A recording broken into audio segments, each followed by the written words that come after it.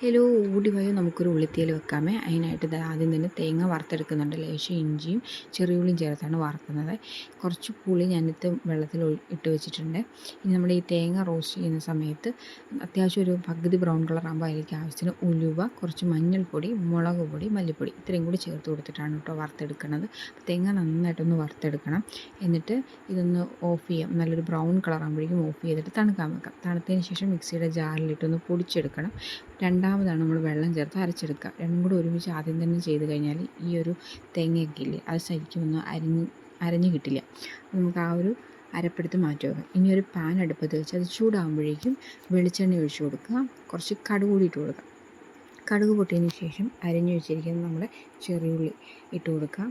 എന്നിട്ട് നന്നായിട്ട് വഴറ്റിയെടുക്കാം. ചെറിയുള്ളി ഒന്ന് വഴണ്ടി വരുമ്പോഴേക്കും അതിലേക്ക് നമുക്ക് കറിവേപ്പില ചേർത്ത് കൊടുക്കാം.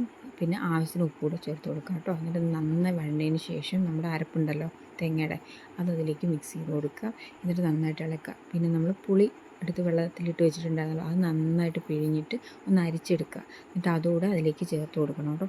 എന്നിട്ട് എല്ലാം കൂടി നന്നായിട്ടൊന്ന് മിക്സ് ചെയ്തിട്ട് അടച്ചു വെച്ചൊന്ന് തിളപ്പിച്ചെടുക്കാം. നന്നായിട്ട് തിളച്ച് കഴിയുമ്പോഴേക്കും അതിലിങ്ങനെ എണ്ണ തെളിഞ്ഞു വരും. ആ ഒരു പരുവാകുമ്പോഴേക്കും നമുക്ക് ഓഫ് ചെയ്യാം കേട്ടോ. അടിപൊളി ടേസ്റ്റാണ്. എല്ലാവരും ഒന്ന് ട്രൈ ചെയ്ത് നോക്കണേ.